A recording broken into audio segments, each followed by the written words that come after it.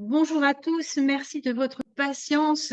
Désolée pour ce retard pour le dernier webinaire de la journée. Nous avons eu vraiment un petit problème technique.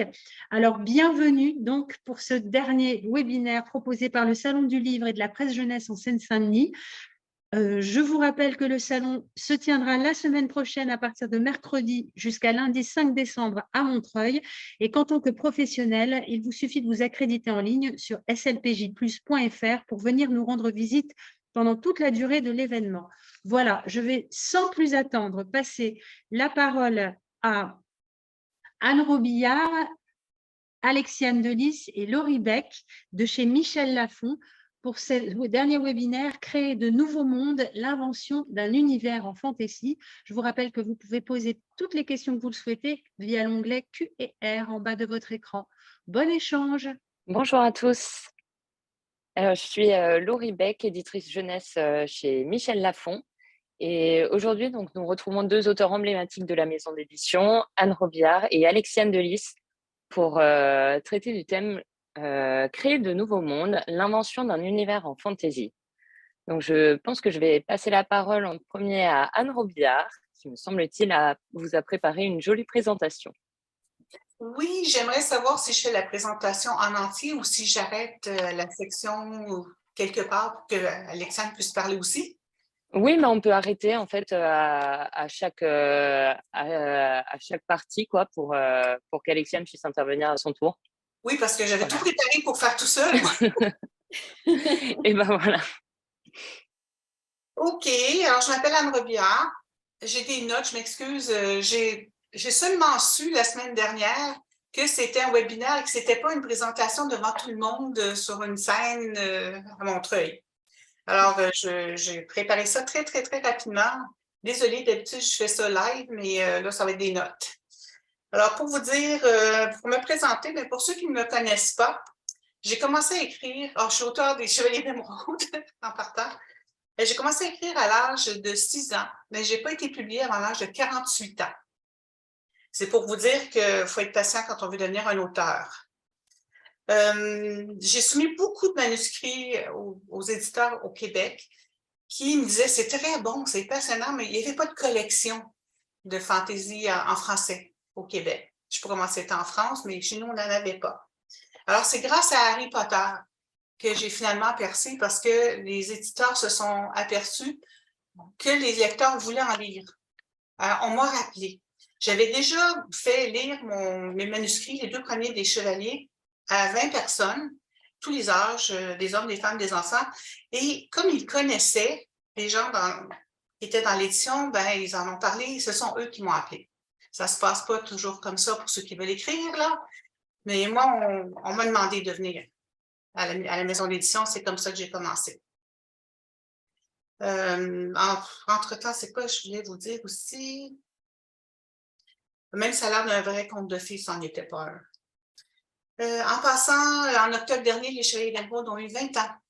Ça fait 20 ans que ça existe déjà. Donc on va fêter ça en France, à Strasbourg, en juin l'année prochaine. Est-ce que tu veux te présenter, Alexandre, aussi? C'est à ton tour. Avec plaisir. Donc du coup, bon, moi, pas de surprise, hein, je suis Alexiane Delis.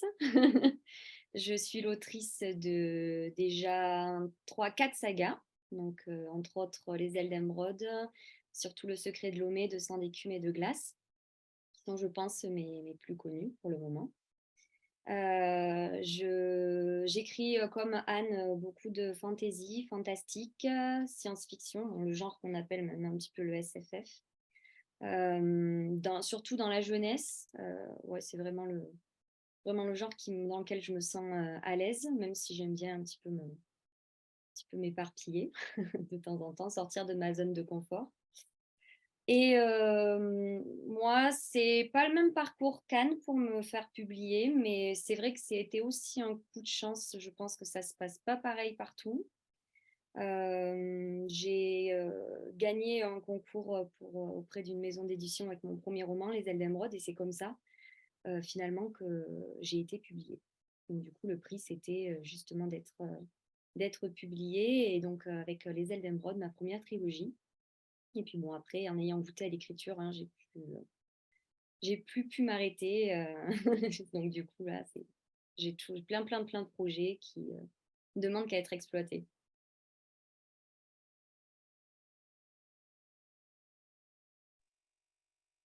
Donc, Anne, est-ce que vous vouliez continuer ou est-ce que vous préférez que...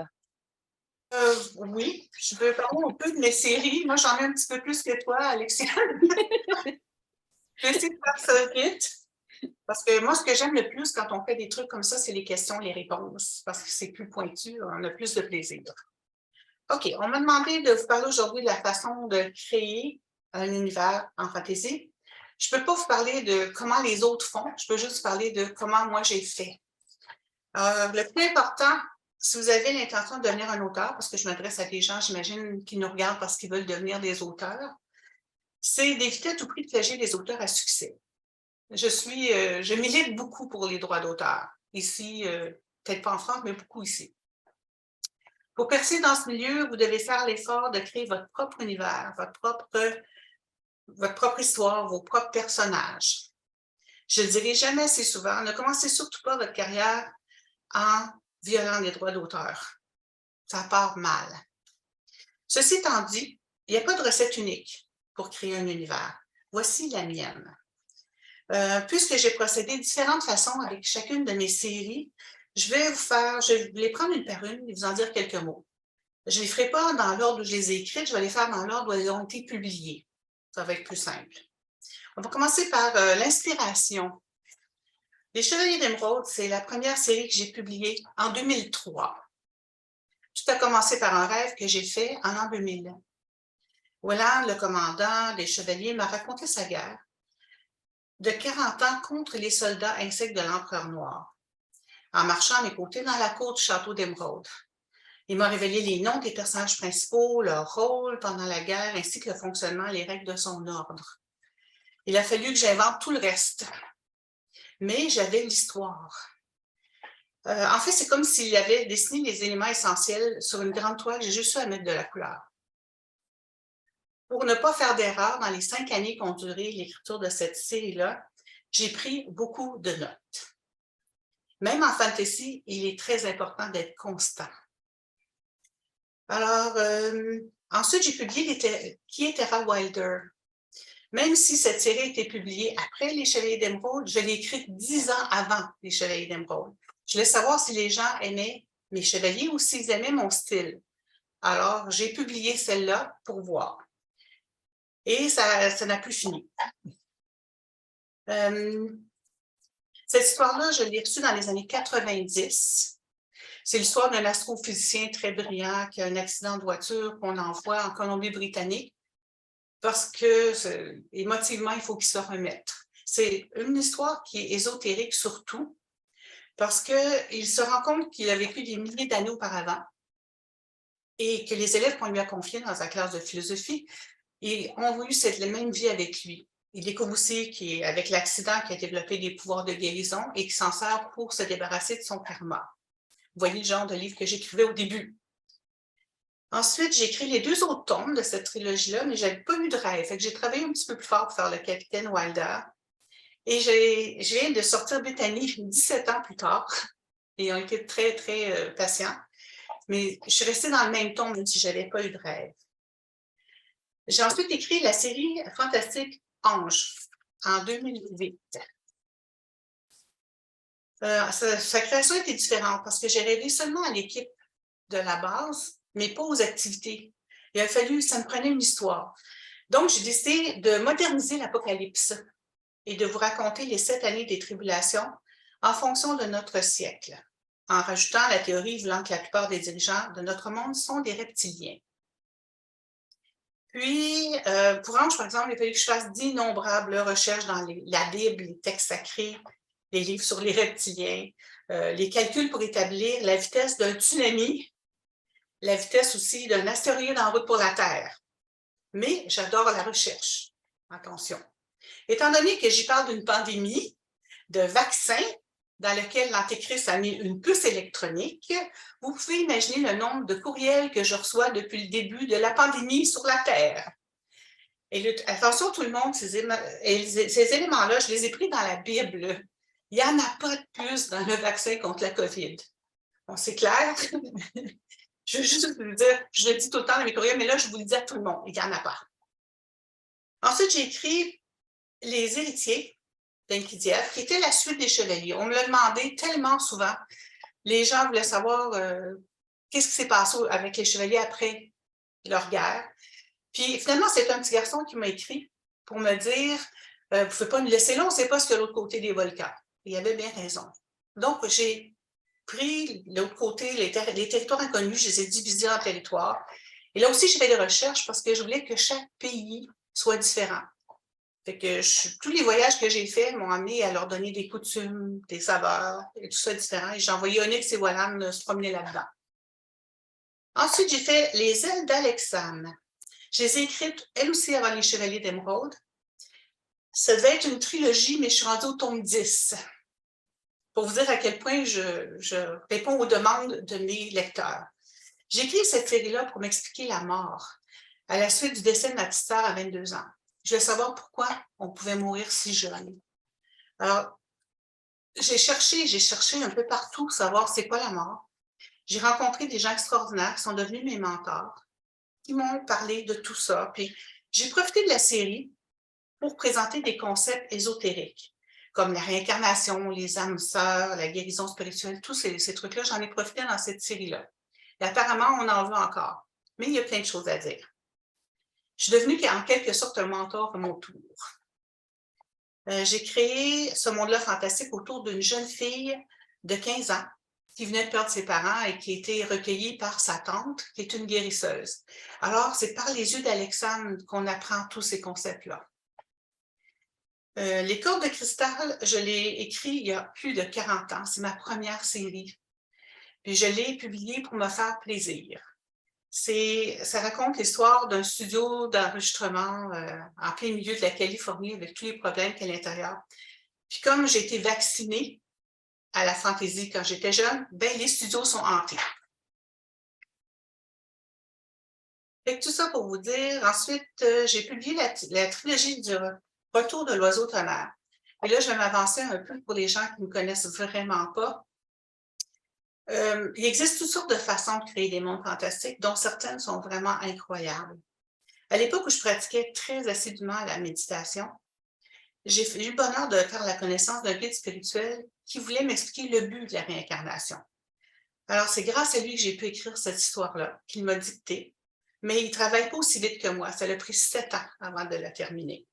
Alors, j'ai décidé de la publier pour tous les gens qui se posent les mêmes questions que moi sur la réincarnation. Alors, c'est l'histoire, en quelques mots, de Logan McEwen, un homme tout à fait ordinaire qui découvre grâce à des régressions spontanées et un guide spirituel, lui aussi, qu'il a eu de nombreuses incarnations qui l'ont préparé à sa mission de paix. J'ai ensuite écrit Les Chevaliers d'Antares. Désolée, Alexandre, j'en ai beaucoup. J'ai écrit ensuite Les Chevaliers d'Antares, qui sont la suite des Chevaliers d'Émeraude et des Héritiers d'Enkidièvre. Cette saga aussi m'a été donnée en rêve, mais après une chirurgie dans un lit d'hôpital. Ça vient n'importe où, l'inspiration. J'avais ni plume, ni papier. J'étais branchée à une foule de tubes. Alors, je me suis répété ce que j'ai rêvé jusqu'à temps que ma mère arrive, puis qu'elle me donne du papier et un crayon, puis que je puisse écrire ce que j'avais vu. Comme vous voyez, il y a de nombreuses façons d'accueillir l'inspiration. Il faut la prendre quand elle passe. Cette série raconte ce qui arrive à Wallan quand il tombe dans un vortex à la fin des Héritiers d'Enkidièvre et qu'il se retrouve dans un monde parallèle où il vient en aide à des soldats aux prises avec des hommes scorpions. La saga des Chevaliers d'Émeraude comptait désormais 36 tomes. Il a juste changé de nom, mais c'est toujours les Chevaliers d'Émeraude. J'ai ensuite publié une histoire plus personnelle dans le roman des Chevaliers d'Épée. C'est le seul en ce moment dans tous mes romans qui n'est pas encore une série. C'est là que les choses se compliquent. Puisque j'ai pris le temps dans ma jeunesse d'explorer certaines de mes idées antérieures, j'ai décidé d'en écrire une. Alors, pas besoin de créer le monde de cette histoire puisque je l'ai connue personnellement. C'était plus facile. Je me suis fiée à mes souvenirs. En quelques mots, il s'agit de la quête d'un vieux médecin légiste qui cherche à découvrir ce qui est arrivé à son fils adoptif, parti faire sa vie en Europe. sans savoir qu'il est devenu membre des Templiers. Je ne vous en dis pas plus. J'ai ensuite publié La malédiction des Drakensblot. Tout ça, pour vous dire, là, c'est seulement les Chevaliers d'Émeraude que j'ai publié avec un éditeur. Tout le reste, j'ai fait à compte d'auteur.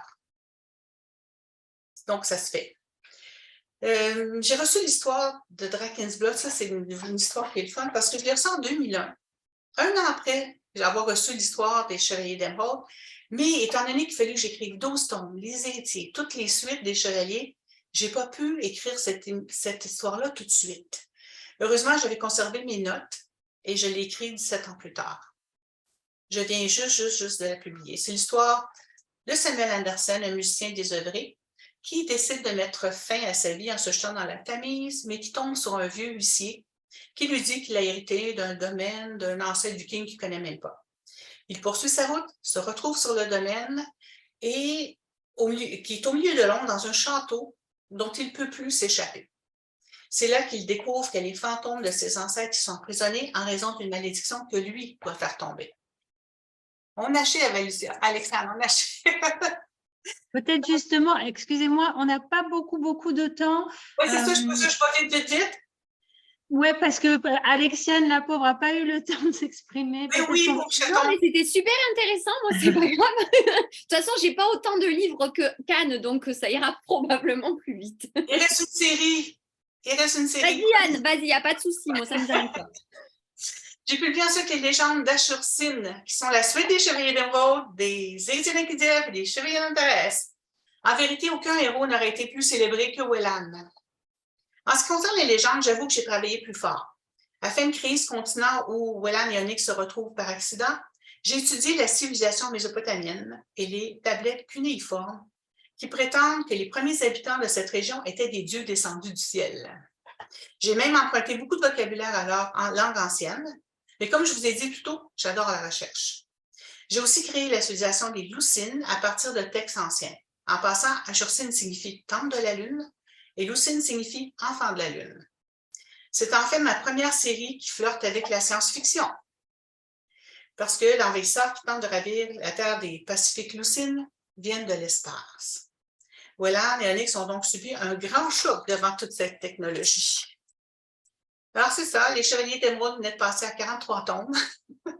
Et c'est pas fini parce que j'ai encore d'autres trucs à vous écrire l'année prochaine. Et voilà, et j'ai jamais parlé aussi vite de ma vie. Oh, pauvre Anne. Bon, bah, du coup, moi, bon, tu t'inquiètes pas. Tu voulais dire quelque chose, Laurie? Non, je voulais juste te dire que c'est ton tour et tu peux parler de tes séries et puis de l'inspiration. Enfin, où est-ce que tu es allé chercher l'inspiration pour les écrire et puis quelle était ta méthodologie aussi. Voilà, je te laisse la parole. Merci. C'était vachement intéressant, Anne, parce que du coup, on a vraiment deux façons de faire différentes. Donc, ça, c'est pas mal de voir du coup deux aspects de l'écriture. Comme tu as dit, chaque écrivain a sa méthode et ça, c'est vraiment vrai. Il y a autant de méthodes qu'il y a d'écrivains. Moi, en l'occurrence, j'ai jamais eu de rêve, même si j'ai des copines à qui ça arrive, effectivement, qui ont eu leurs histoires par des rêves, comme ça aussi, comme toi. Moi, c'est vraiment des histoires qui me sont, entre guillemets, qui me sautent presque au visage par des éléments que je rencontre dans la vie de tous les jours. Ça peut être une chanson, ça peut être un panneau publicitaire, ça peut être vraiment n'importe quoi. Et ça me donne une idée que j'ai envie d'exploiter, de développer. C'est aussi dans mes voyages, le cas par exemple de 200 d'écume et de glace. Bon, je suis 100% jardinière. Hein, pour ceux qui ne connaissent pas, le jardinier, c'est l'écrivain qui ne fait aucun plan, voilà, enfin, vraiment freestyle total. Je ne sais pas, quand je commence un roman, je ne sais pas comment il va se terminer. Pour la plupart du temps, je ne connais la fin qu'en arrivant au tome 3 parce que, bon, Anne, je fais des trilogies. Hein, moi, je ne sais pas comment tu fais. Pour aller au-delà de 3 tomes, parce que moi, 3 tomes, tu vois, c'est mon max. Mais je suis admirative, franchement. J'ai du mal à faire sur la longueur comme ça. Mais du coup, c'est vrai que voilà, je sais rarement où je vais. Je suis mes personnages et c'est ça, en fait, qui vraiment me motive. à écrire. C'est ça mon carburant, c'est de découvrir l'histoire en même temps que mes personnages. Ça, c'est vraiment un truc que j'aime. Évidemment, j'ai toujours un fil conducteur. Je sais environ à peu près où je vais, mais en fait, à chaque chapitre, il y a des surprises et des choses auxquelles je ne m'attendais pas du tout. Je me laisse en fait complètement embarquer par mon histoire et par mes personnages et leurs mésaventures. Il y a une petite, on va dire, une petite exception avec 200 d'écume et de glace. Je crois que c'est mon roman sur lequel j'ai fait le plus de recherches. D'ailleurs, quand on me demande quel est mon roman préféré, ben, en fait, c'est lui, c'est mon petit chouchou, c'est mon petit bébé. Parce que en fait, je me suis tellement, tellement investie dedans, en termes de recherche, par exemple, comme ça se passe dans le monde sous-marin, forcément, c'est vraiment, je voulais que ça soit ancré dans notre monde, quelque chose qui soit réaliste. Donc, il fallait vraiment que je retrouve, que je dise la vérité sur les fonds marins, que je ne me trompe pas. Enfin, voilà.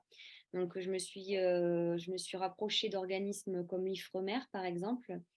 Un sédimentologue m'a consacré 1 heure de son temps au téléphone pour m'expliquer par rapport à la géographie de mon roman, comment étaient les fonds marins à cet endroit-là, les courants, quel était l'impact de la pêche sur la pêche au chalut, sur les fonds marins. Voilà, c'était vraiment très intéressant. Et en plus de ça, du coup, ça a vraiment pu m'aider pour l'écriture.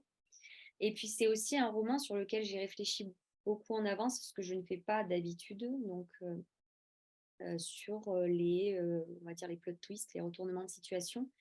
Dans le tome 2 et 3, les éléments du tome 1 vont se retrouver, vont avoir de l'importance dans le tome 2 et dans le tome 3, ce que je fais très rarement parce que je ne prévois pas autant en avance.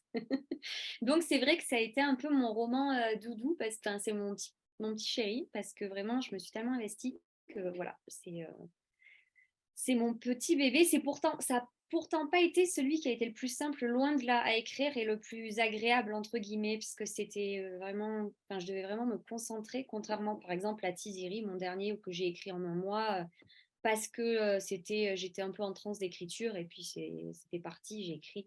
J'ai adoré l'écrire, mais en même temps, j'ai pas ce lien que j'ai avec 200 d'écume et de glace, dans lequel vraiment j'ai passé énormément de temps.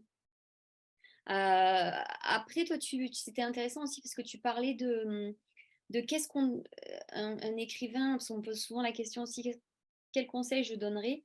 Moi, particulièrement, je donne le conseil de se faire plaisir à soi avant d'essayer de faire plaisir à de potentiels lecteurs. Moi, quand j'écris avant tout pour moi, pour me faire plaisir. En fait, j'écris ce que j'aimerais lire. Donc, je pense que c'est important de se faire plaisir, de chercher à avoir son plaisir dans l'écriture, de se créer ses univers pour soi, avant de se poser la question, qu'est-ce qui plaira, Voilà. Parce que je pars du principe que si on aime ce qu'on fait et qu'on est passionné, ça se ressent dans l'écriture, donc, du coup, forcément, il y a plus de chances que le lecteur aime. En plus de ça, ça a moins tendance à coincer, parce que j'ai l'impression que beaucoup d'écrivains en herbe ont peur, sont bloqués à certains endroits, ne veulent pas trop, ne savent pas s'ils doivent continuer. Mais voilà, l'idée, c'est vraiment de se faire plaisir et de ne pas se mettre de contraintes. Je pense que j'ai fait le tour. Après, pour ce qui est de mes différentes séries, c'est pareil, les idées me sont venues de façon totalement aléatoire. Les ailes d'émeraude, j'ai posté une histoire qui me trottait dans la tête depuis un moment. Et puis, mais vraiment, une histoire, les bases, qu'il y a de plus, voilà. Il n'y avait rien rien de construit du tout. Et puis, j'avais jamais rien écrit de ma vie. Et je me suis dit, bon, allez, ça m'énerve, j'arrive pas à concrétiser ça. Dans ma tête, c'est flou. Je vais essayer de l'écrire, voilà, histoire d'eux. Puis bon, comme ma petite sœur était partie faire ses études assez loin, elle était à Montauban et moi j'étais en Dordogne. Du coup, pour rester en contact, je lui envoyais tous les jours les quelques pages que j'écrivais. Et donc, comme elle aimait, elle était à fond, c'était ma petite sœur, donc forcément. Voilà. Et ben, ça m'a motivée à écrire, à continuer à écrire. Je me suis découvert cette passion, je me suis vraiment éclatée. Pour le secret de Lomé, c'est pareil, c'est une idée qui m'est venue comme ça. 200 d'écume et de glace, c'était en visitant la Bretagne. En fait, je me suis mariée avec un Breton. Toute ma famille est à Concarneau. donc dans le Finistère. Et en fait, en visitant la Bretagne, les côtes finistériennes, cette ambiance très celtique, c'est vraiment un endroit qui est magique, un peu empreint de féerie, de légende. Et j'ai trouvé ça tellement chouette. Et en regardant un petit peu, je me suis rendu compte qu'ils avaient même leur propre légende de sirène. Donc j'ai trouvé ça trop, trop bien. Et j'ai voulu reprendre effectivement cette légende-là pour me la remettre à ma sauce. Et d'ailleurs, toutes les légendes dans 200 d'écume et de glace, toutes les sirènes dans 200 d'écume et de glace sont issues de vraies légendes. Elles existent vraiment. Voilà, je ne sais pas si je dois laisser un petit peu de temps pour s'il y a des questions ou quoi. Mais en tout cas, s'il y a un truc qu'on remarque aussi bien chez l'une que chez l'autre, donc chez Anne et chez Alexiane, c'est que vous avez vraiment des sujets et surtout des personnages en fait auxquels vous tenez beaucoup. Donc Anne, elle est capable de les faire vivre sur 36 tomes. et, et Alexiane, toi aussi, je sais, comme on travaille très souvent ensemble, je sais à quel point tu tiens aussi à tes personnages et tout. Et je me disais, mais quand vous terminez un cycle, une série ou une trilogie, est-ce que vous avez des fois, est-ce que vous avez un peu mal au cœur en disant au revoir à tous ces personnages ou C'est quoi ça, dire au revoir? Moi, je dis jamais au revoir. Je continue. Ouais, moi, j'ai pas de... En fait, j'ai pas de tristesse en quittant mes univers. Enfin, en tout cas, pas pour enfin, pas pour les ailes d'émeraude et le secret de Lomé. Je suis toujours contente de les laisser vivre leur vie. Bon, tout ce qui est de 200 d'écume et de glace, encore une fois, c'est un peu différent. Je sais pas si on n'a pas perdu Laurie, par contre. Oui, ben on va continuer de parler. Nous, on est là. Oui, du coup, pour le 200 d'écume et de glace, moi, c'est un peu différent. J'ai un peu du mal à les quitter. D'ailleurs, j'écris un spin-off, là, tellement j'arrive pas à quitter l'univers. Mais ouais, sinon, non, j'ai pas du tout... je suis plutôt en mode, ah oui, allez-y, vivez votre vie. Voilà, c'est bien. Et je passais à autre chose. Moi, contrairement à toi, Alexandre, je suis rigoureuse dans ma façon de construire mes univers. Je commence par ce que j'appelle les cahiers de bébé. C'est un gros, on ne le voit pas, c'est un gros cahier avec des spirales dans lequel je mets tout. Avant de commencer mon univers, j'ai ma carte géographique, j'ai tous mes personnages. Je suis à l'aise dans mon univers. Avant de commencer à l'écrire, c'est comme si je vivais là. Et architecte, du coup. Absolument. C'est peut-être dans ma carte du ciel, mais tout est prévu. Là, je commence à écrire après. Mais j'ai aucun talent pour le dessin. Ma première carte que j'ai faite d'un PDF, ça ressemblait à une grosse grappe de raisin. Avec chaque raisin était un royaume. J'ai heureusement trouvé des illustratrices plus tard qui m'ont fait des vraies cartes, mais je n'ai aucun talent. J'ai aucun talent non plus, si ça peut te rassurer. Hein. Est-ce que tu es vraiment plus organisée? Puis, tu sais, j'ai décidé le climat, comment il s'habille, pas moi du tout. Différentes traces. Après ça, j'écris. Fait que tu vois, il y a plusieurs façons de s'organiser. Ouais. C'est clair. Est-ce qu'on va avoir des questions du public? Non, on n'a pas de questions encore de nos Voilà, peut-être que vous pouvez les solliciter, n'hésitez pas. Si oui, vous avez des questions pour nos auteurs, n'hésitez pas. C'est où le chat, toi? J'ai Karine avec moi parce que je suis absolument techno-nulle. Ben, il y en a pas. Heureusement que je lis, hein, parce que sur quoi je pèse, sur quoi je presse, je sais rien. Mais je suis vraiment bonne avec les dragons et les chevaux, par exemple. Bon, on n'a pas de questions, c'est plate. Karine, as-tu des questions? Bon, mais de quoi on pourrait parler? Sinon, par rapport au personnage, justement, je sais, Anne, qu'il y a certains de tes lecteurs qui font du cosplay et qui se déguisent dans tes personnages. Est-ce que c'est pas, enfin, il me semble aussi, si je dis pas de bêtises, qu'il y a certains de tes lecteurs, justement, qui font du cosplay, qui ont inspiré certains des personnages. Est-ce que c'est le cas? Et est-ce que c'est eux qu'on voit parfois sur les couvertures? Oui. En fait, c'est pas du tout des personnages qui font du cosplay, c'est ma troupe de théâtre. D'accord. fonctionne avec moi, avec les règlements de la maison. Et oui, il m'inspire beaucoup. Et ce que j'ai fait, comme toi, quand j'ai eu les chevaliers, j'ai eu un rêve. Quand je fais les héritiers, je n'avais pas de rêve. Alors, ce que je faisais, c'est que je les emmenais au restaurant. Il fallait qu'ils soient dans leur personnage. Et là, j'étais un sujet. Pendant que je mangeais, j'écoutais la discussion entre eux. Et c'est comme ça que j'ai pu faire les héritiers, parce que je n'avais rien d'autre. Génial. Oh, c'était vraiment bien. Je les emmène partout. En fait, tout a commencé en 2005. C'était pas mon idée d'avoir ça, hein? Pas du tout, du tout. Il y a quelqu'un qui m'a demandé d'aller aux fêtes médiévales de Québec. Et on m'a dit, on va faire un banquet des chevaliers d'émeraude. On va prendre des gens sur différents plateaux. On va leur mettre des tuniques vertes et ils vont faire vos personnages. J'ai tellement aimé ça. J'ai même pas mangé pendant le banquet, tellement que j'étais avec mes personnages. Il y en a combien d'auteurs qui font ça, là, manger avec leurs personnages? Alors, j'ai décidé, à la fin de la soirée, je les ai tous rencontrés. Je leur ai demandé s'ils voulaient continuer. Et c'est comme ça qu'on a commencé. Au Salon du livre de Montréal, les premières fois que j'y allais, quand les chevaliers ont commencé, c'était très, très gros. Et quand tu as des milliers de personnes qui viennent te voir, les derniers, ils sont tellement fâchés d'avoir été 2 heures de temps debout à attendre que c'est toi qui ramasses tout ça, là. Hein? Alors, j'ai mis mes personnages, je les ai mis dans les rangées tout le long. Et là, quand ils arrivaient vers moi, ben, ils étaient contents. Ils avaient chanté avec Onyx, avec Colan, avec tout le monde. Ils avaient pris des photos. Ça a complètement changé la dynamique pour moi et pour eux. Et on a continué, on a continué. On en fait de moins en moins. Je me suis fait opérer pour le cancer, j'ai été malade, je n'ai pas pu faire tout ce que je faisais. Je recommence cette année à vivre. Je vais au Salon du livre de Montréal pour la première fois depuis 3 ans. Là. Je me crois, c'est demain. Il peut arriver toutes sortes de choses, mais j'essaie de me tenir en santé jusqu'à demain.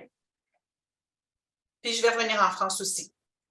Peut-être que vous pourriez nous dire ce qu'il y a de différent entre écrire un livre de fantaisie et d'écrire un roman plus traditionnel pour l'une et pour l'autre, la différence que ça représente pour vous, la fantaisie? Je ne serais même pas capable d'écrire un roman normal.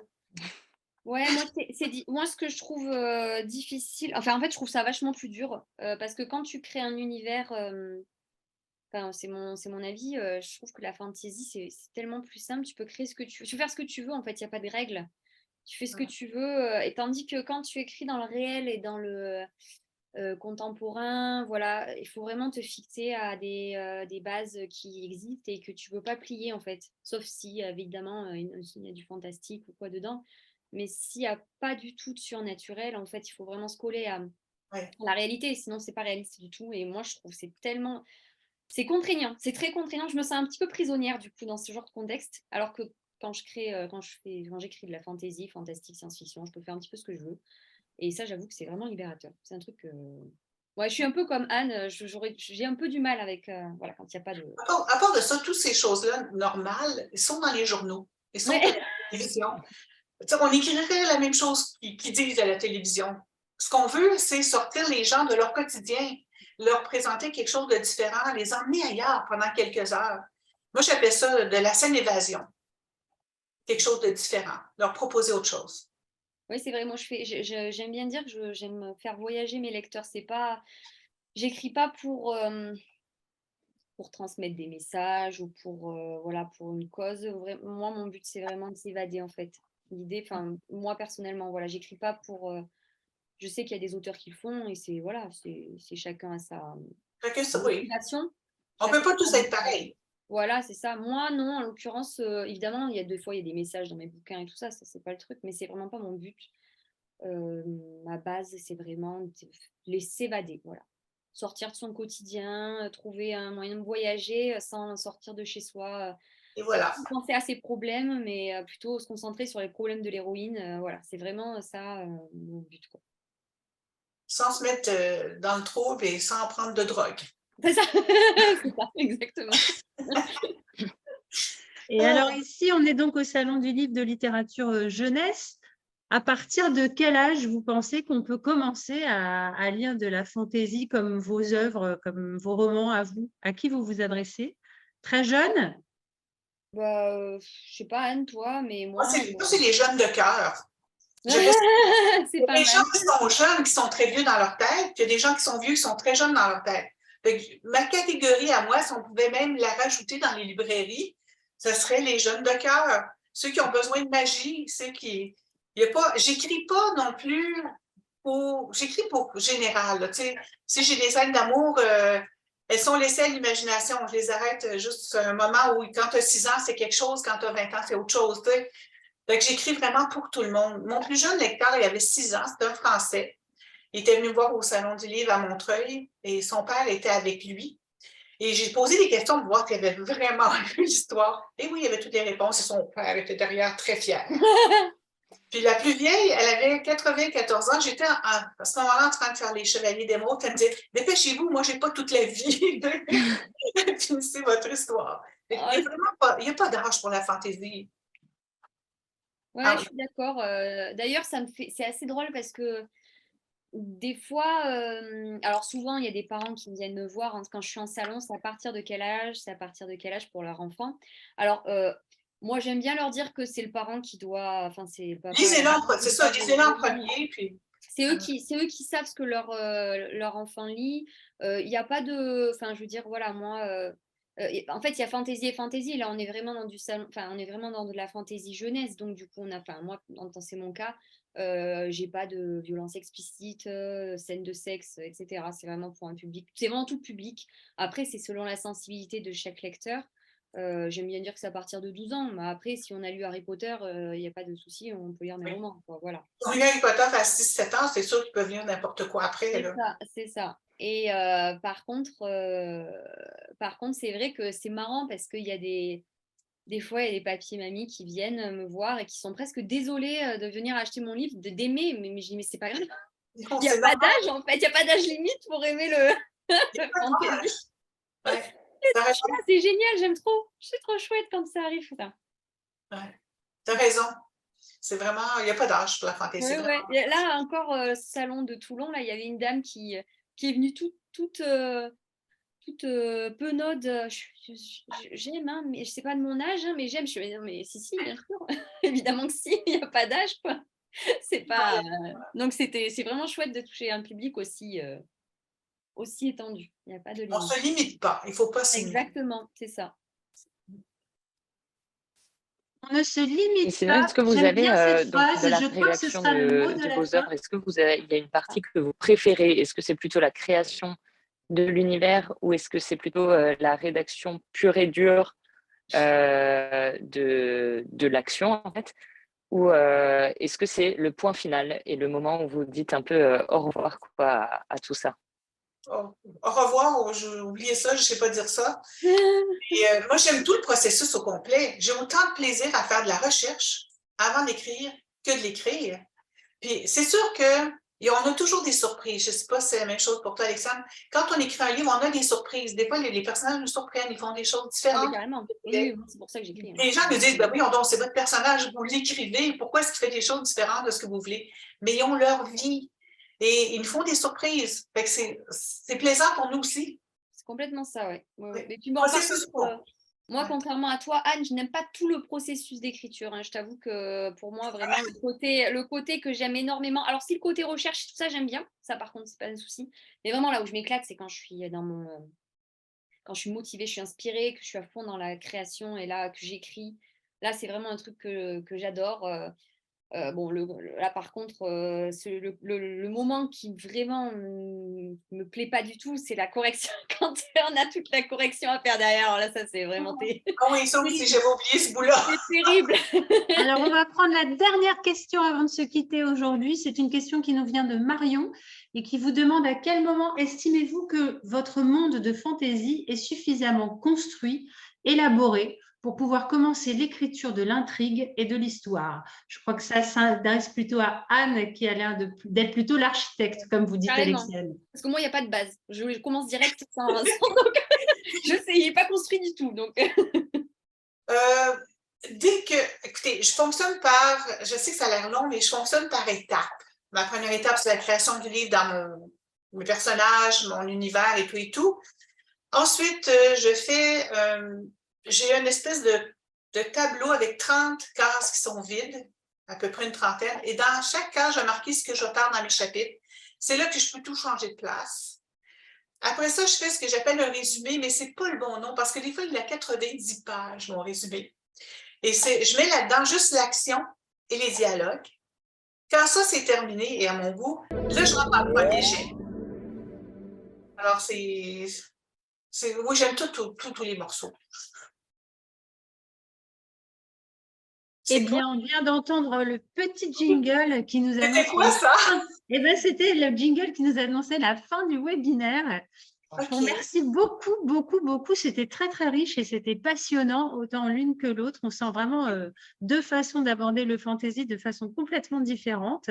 On vous retrouve au salon, Alexiane, j'imagine. Oui. Vous savez sur quel stand vous serez? Oui, le stand de Michel Lafon, samedi de 13h à 15h.